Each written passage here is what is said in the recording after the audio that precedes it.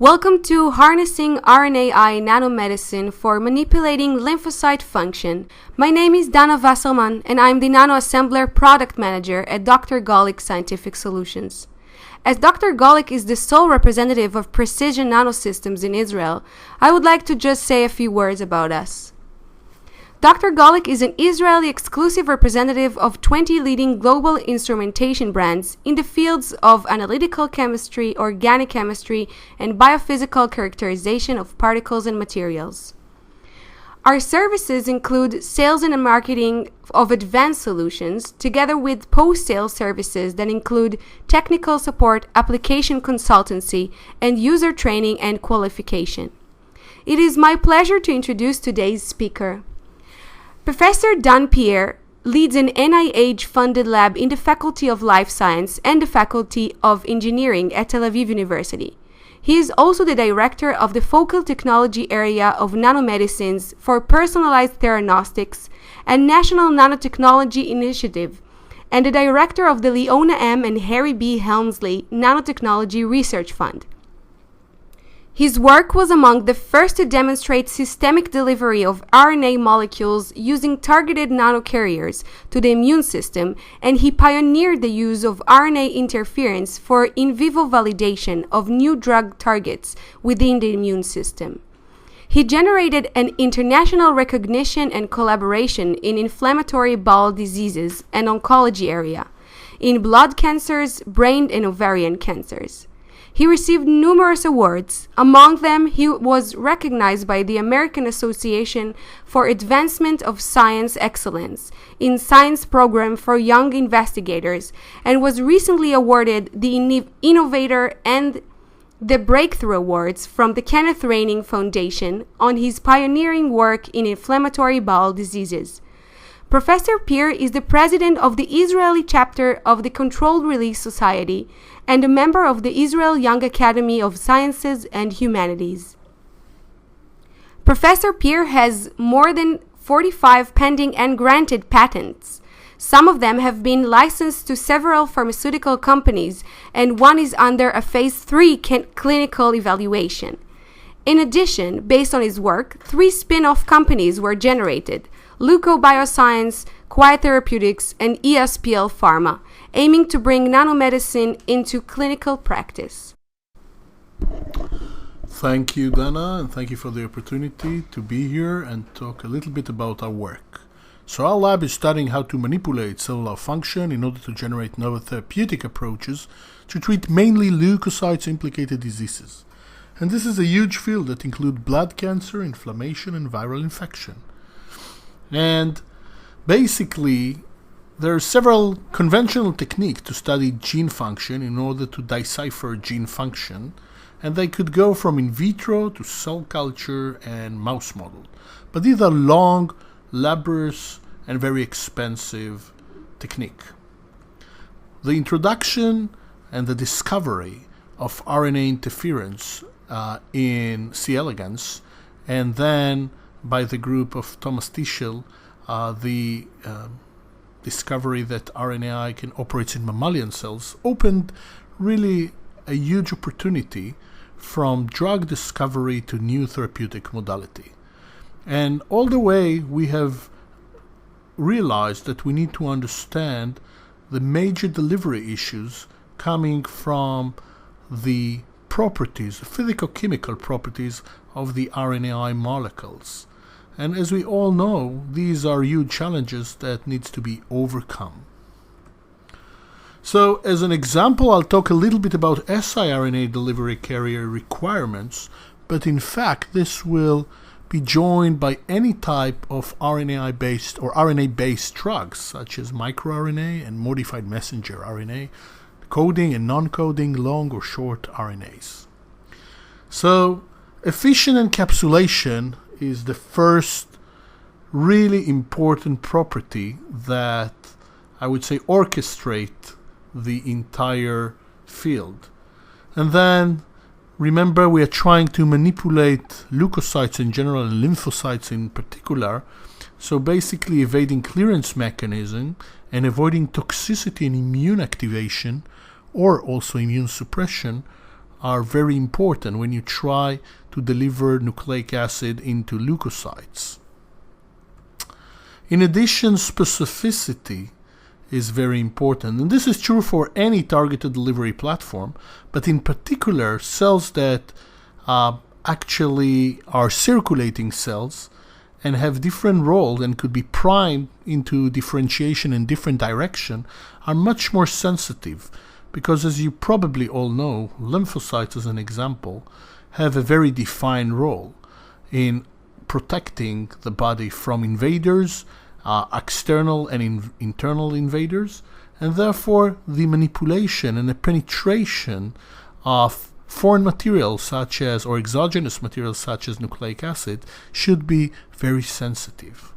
So carrier internalization and endosomal escape are actually a must in the system, and we have learned, well, not in a very nice manner over the years, that these are huge challenges because lymphocytes are notoriously hard to transfect cells, and more particularly with RNA-based strategies, they are much more, I would say, resistant to transfection in a lipid-based scheme or in a polymer-based scheme compared to other cell types.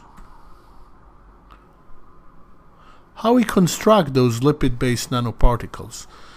Over the past 25 years, there have been lots of effort to synthesize new cationic formulations, new cationic lipids that are completely non-natural, and condense nucleic acid, starting with plasmid DNA, fragments of DNA, and over the past 10 years, different types of nucleic acid from the RNA family, mostly siRNAs. But the introduction of ionizable lipids, such as the D-lin DMA family, provide a new opportunity of real condensations. Those lipids are really unique because they actually are charged in a mildly acidic pH and highly charged, and they condense nucleic acid. Then by changing the pH, you're actually creating an assembly process that on the surface is now I would say close to or neutral in charge, or close to neutral in charge. And this process endow for efficient encapsulation of the nucleic acid and endow also or help or aid with the endosomal release. And to some extent we have found that in particular the D-lim MC3 DMA molecule could avoid toxicity and immune activation in lymphocytes. So using this really interesting technology that makes our life amazingly easier, the NanoAssembler, okay, we can mix siRNAs at a low pH, such as pH 4, with ionizable lipids and other lipids, and you can see on your left side the compound and the molar percentage. So the ionizable lipids comprise almost 50% or 50% of this formulation, cholesterol and DAO rigidity, a little bit of PC, PEG-DMG, that the release will be very close proximity to the cells, and PEG-malamide because we are going to bind a targeting agent. And we have, using those NanoAssembler, we get a very robust production of tiny lipid-based nanoparticles. Over the past year, we've published several papers that describe the technology and how it can aid when we then move to decorating the surface of those nanoparticles, lipid-based nanoparticles, with targeting moiety that can direct them to cell-specific type of cells. So the production of the targeted lipid-based nanoparticles is mixing an siRNA as a low pH with a lipids mixture with malamide and ethanol, mixing them, injecting them to the NanoAssembler, then dialyze them at a neutral pH. And then if you need a targeting agent, such as monoclonal antibody, you can reduce it and then attach it to the surface. Here, this is a malamide chemistry. And then at the end, you need to get rid of unbound monoclonal antibody using gel filtration column. And you can collect the monoclonal targeted lipid-based nanoparticles with siRNA inside, and then you can perform validation, specificity, and efficiency. And I'm going to give you two examples today, one on T cells and the other one on malignant B cells, that this technology could really makes a big change in this production. The first story is siRNA delivery to target CD4 T cells, and this is basically still a work in progress. Some was published, some was not yet. And the idea, we have made two types of lipid-based nanoparticle. One have on the surface an anti-CD4, and the other one an isotype control that do not recognize any specific target. We inject them intravenously into C57 mice, and an hour later we can actually see if those cells reach their target. We can do a live single cell from the spleen and then look at CD3, which are actually all T cells, and we can differentiate between CD4 T cells and CD8 T cells. And what we have found that systemically we can target very efficiently only CD4 cells, okay, with the targeted CD4s. We do not target CD8 or CD3 minus. It means everything but leukocytes, but lymphocytes, sorry. Isotype control do not target any type of CD4, CD3, or CD3 minus or CD8. And mock-treated cells do not target anything. So it's very specific. And in this example, we entrap Cy5 siRNAs. In the next step, what we have done is to look at silencing, systemic silencing, and for this we have prepared 4 different formulations. We use a surrogate marker, the common leukocytes common antigen, CD4 T5, and it's easy because it's easy to do qPCR on this and most easy to do flow cytometry. So we entrap in the CD4 targeted lipid-based nanoparticle Si against CD4 T5, isotype control entrapping Si CD4 T5, CD4 entrapping Si luciferase, which is an irrelevant siRNA, or just lipid-based nanoparticles without any coating with Si against CD4 T5. 5 days later, we isolate after a single injection IV, we isolate the cells and actually did a live single cell to look at the expression level. And we have found that in a very specific manner, only the CD4 targeted lipid-based nanoparticles have been silenced CD4 T5. So only this one. Okay, and you can see the level of silencing is not huge, but it's specific. If you look with compared to just lipid-based nanoparticles, again silencing CD4 T5, we have not observed any silencing. Basically very similar to mock-treated, similar to isotype-based nanoparticles. And if we look at the CD4 targeted lipid-based nanoparticle with luciferase, again there is no silencing. So the silencing is specific. But the question is, what are the amounts of silencing? What is the level of silencing? Before that, we also wanted to look which cells are silenced. And when we did it, we basically gated that among the CD3 family, almost 100%, 99.8% of the silenced cells are CD4. So it's a very specific silencing. We then wanted to probe for silencing efficacy in hematopoietic tissues. Again, a single IV injections of those particles, and we isolated spleen, lymph nodes, bone marrow, and blood. And what you can see that when we gate for live single cells, CD3 positive, CD4 positive, the level of silencing goes from 24 to a maximum of 35%. It's not huge, but definitely there is a robust shift of the population. And the question is, why? So, do we have now a strategy to specifically silence CD4 T cells IV administered strategy, and is the level of silencing is enough to get a therapeutic benefit. When we did this experiment, we actually found that there are two levels of CD4. There is CD4 high and CD4 low. Basically, when the lipid-based nanoparticles are interacting with the cell membrane, they can either penetrate, and now when they penetrate, the level of CD4 on the surface is low. However, if they interact with the surface and we come with a secondary antibody, we can actually observe a population that have CD4 high. Those cells are basically the CD4 high, represent particles that stick to the outer layer of the membrane and not penetrating. And one of the questions was, is it correlating?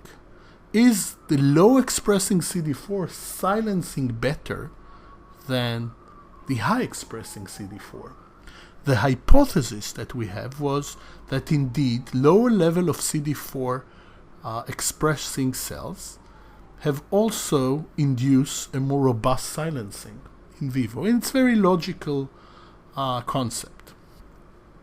So what we have done is to check this. Before that, we wanted to see if CD4 shedding and internalization occur, and we really found that internalization is occur. You can actually see this here, that the level of Cy5 siRNA is going down, okay, in this population. So it means that the hypothesis potentially is true, but we wanted to see if the silencing is true. We also did some confocal analysis and found that the lower CD4 cells expressing very nicely in confocal, we can actually image them and can see the particles inside the cells. Now, for testing the hypothesis, we had to perform the following experiment. We have prepared CD4 targeted lipid-based nanoparticles entrapping siRNA, for example, against CD45, or isotype control, injected IV, an hour later isolate the spleen, then do a single cell suspension, use a cell sorter, and then culture the cells for 3 days and then look at the silencing analysis. And this experimental design was performed, and we found, where in good agreement with our hypothesis, is that first there are two populations of CD4, CD4 high and CD4 low. The CD4 low population silence almost 70% of the cells, where the CD4 high population silence only 16%. It means that the hypothesis, and if we look in an isotype control, that in both cases silence only 1.4%. If we look at the normalized figure on the right side of the panel here, we can see the percent of silenced cells. And again, CD4 high silence about 20%, and these are normalized to different experiments. The low, almost 60%, and isotype almost nothing. So it's a very specific, and we know that there are two populations. What are these two populations? I can hint, because these are experiments that are done now, that with RNA-seq we get really interesting phenotype. The second story I would like to tell you about are on mantle cell lymphoma. This is a very aggressive form of B-cell malignancy, and there are about 20 different B-cell malignancies. This is one of the, I would say, most aggressive and very rare. It has a low incidence, about 1, maximum 2 cases out of 100,000 per year, represents 6 to 9% of the total non-Hodgkin's lymphoma. It has a rate for 3 to 1, men to women, median age of 16, and now median survival that is between 5 to 7 years, which is dramatically increased over the past few years, that was 1 to 3 years. And we're talking about mature B cells that host the mantle zone, and it has, in 85% of the patient, a very unique hallmark, genetic hallmark, which the gene encodes for cyclin D1, CCND1, juxtapose into the Ig heavy chain that has a very strong promoter. This chromosomal translocation that is known as T1114 produces constitutively cyclin D1. And this overexpression of cyclin D1 in normal B cells forms them into a very malignant characteristic of cells because they're now producing and proliferating all the time. Normal B cells, even when they activated, they do not upregulate cyclin D1. They could upregulate cyclin D2 or D3, but not D1. So this chromosomal aberration, it's only a first out of lots of secondary chromosomal aberration that's happening. But the unique hallmark of this disease that it have a really unique genetic profile. 85% of the patient have this overexpression of cyclin D1 with two transcripts, short and long. The conventional therapy that is given to those patients nowadays are chemotherapy cocktails, mostly. In some cases, anti-CD20 monoclonal antibody, rituximab, or rituximab, and proteasome and BCR pathway inhibitors such as the new FDA-approved drug ibrutinib. So this BCR or BTK inhibitor made substantial effect on those patients and increased dramatically the survival. However, still, mantle cell lymphoma is considered a non-curable disease. So we thought that if this has a genetic profile, maybe we can develop siRNA against cyclin D1. And we have been working with cyclin D1 for many, many years, and this was part of the collaboration we had with Alnylam Pharmaceuticals. We have screened many types of sequences that target both the long and short transcript, and we did a lot of bioinformatic chemistry and a lot of electroporation. At the end, we found several sequences that robustly silence in electroporation cyclin D1 in cell lines and also basically block the cell cycle at G1, G0. So they actually perform in their role. They also produce apoptosis, both early and late apoptosis, but this effect takes more time, and sometimes there is a need for additional transfection or electroporation. Therapeutic gene silencing of cyclin D1 in mantle cell lymphoma is a big challenge. Electroporation definitely is not the right or appropriate clinical modality. So the challenges is, of course, that siRNA needs protection, that these siRNAs must be directed towards the tumor cell cytoplasm, that B lymphocytes, as I mentioned, to other lymphocytes are notoriously resistant to transfection. And one question we always have is, does efficient transfection generate a therapeutic phenotype? So again, with the nanoassembler, we have used the same technique and the same formulation, and this time basically ask with a very robust particles without any coating, any decoration on the surface, as those lipid-based nanoparticles induce gene silencing in mantle cell lymphoma cell line. So we have basically transfect the cell line, and we have found that about 60% knockdown of cyclin D1 at the messenger level was expressed, was performed compared to luciferase or amok treated, and that this knockdown translated to cell cycle arrest with the G1, G0 checkpoint. Now, providing targeting capability to lipid-based nanoparticles is a huge challenge. The advantage is that it can increase the siRNA concentration in the tumor cells, and it can reduce off-target effects. And we have actually decided to generate criteria for receptor targets.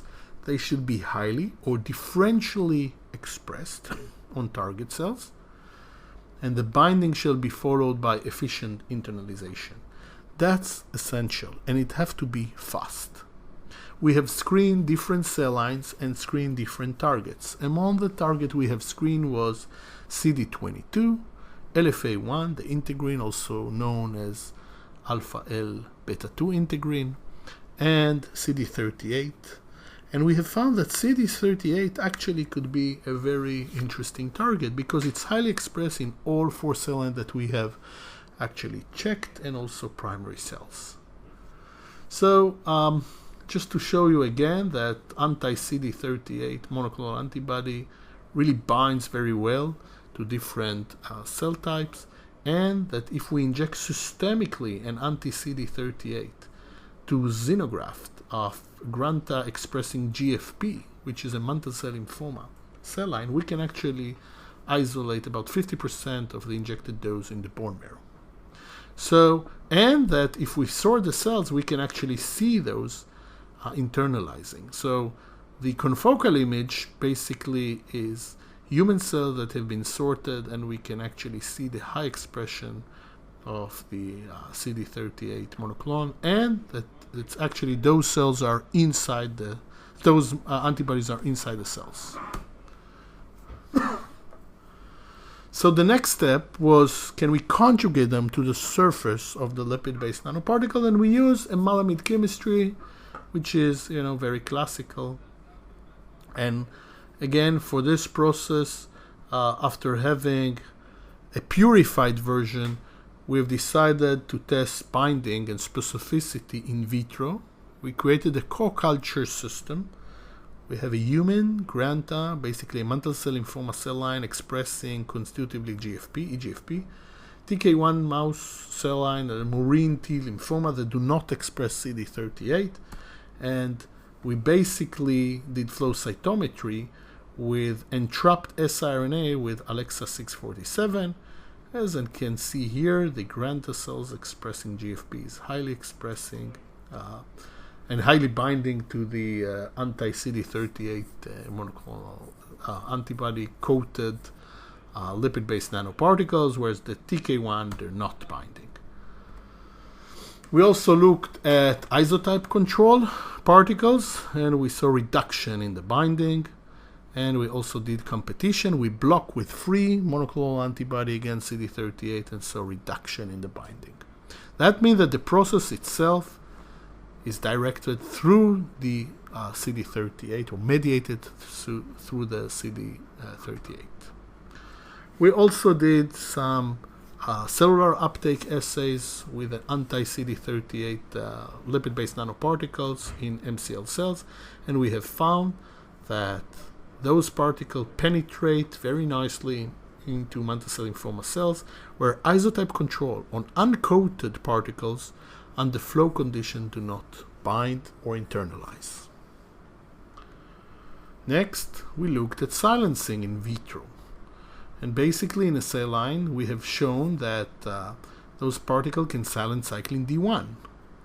When we then move to primary cells, and as you know, different patients have different profile, but all in patient are CD19, CD5 positive patients.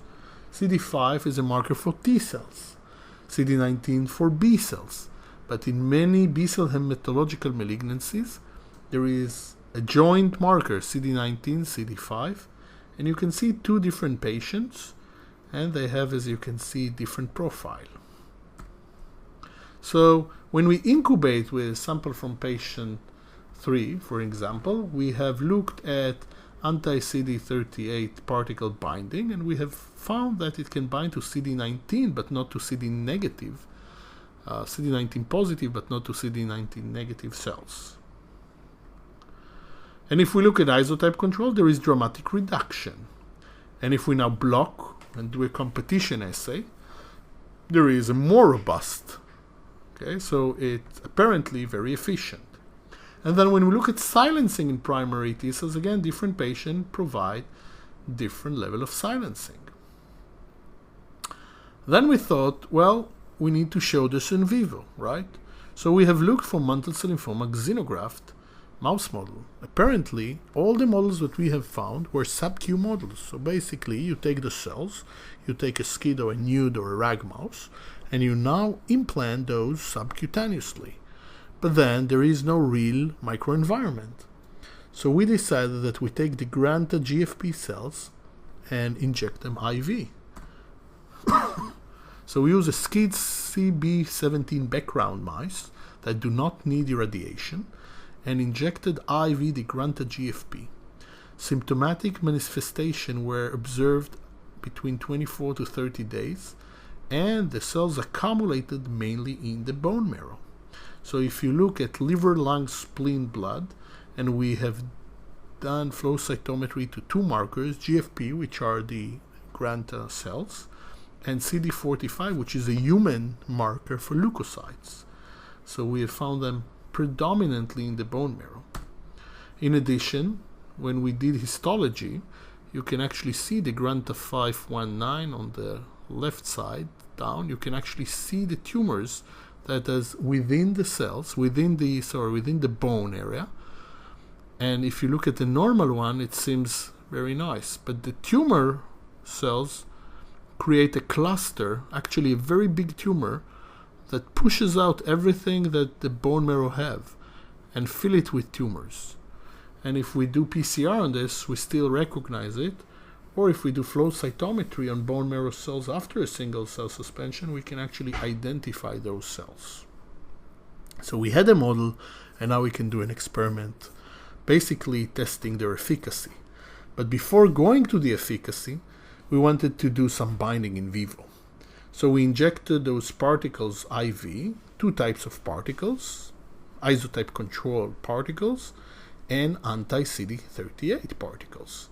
When we injected them and we look at the percent or the fold of cells positive for siRNA prepared to MUC treated cells, we have found a robust accumulation of the particles against CD38 in the human mantle cell lymphoma. There is a minor uptake, but is existing in the mouse version also, because probably due to FC receptors. And if we look at isotype control particle, there is no specific uptake, basically. So encouraged from this, we decided to do now an efficacy experiment. The experiment was done blinded, and the idea was that 3 groups will be injected, and you can see there are many types of injection. Each arrow represents IV injection, 10 mice per group, and we injected anti-CD38 nanoparticles entrapping Si luciferase and anti-CD38 nanoparticles entrapping Si cyclin D1. And we have found that we can prolong the survival dramatically. However, it's a very devastating disease. They will die. So a single siRNA, apparently, even against cyclin D1, and this is one of our conclusions, is not enough. Combination therapy is probably something that needs to be done.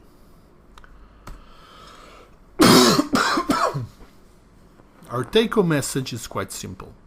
The use of microfluidic mixers, such as the NanoSampler, enable improved entrapment of RNA molecules. And these are different types of siRNAs, microRNAs, and modified messenger RNA. Novel delivery strategies are being developed in order to achieve a better active cellular targeting.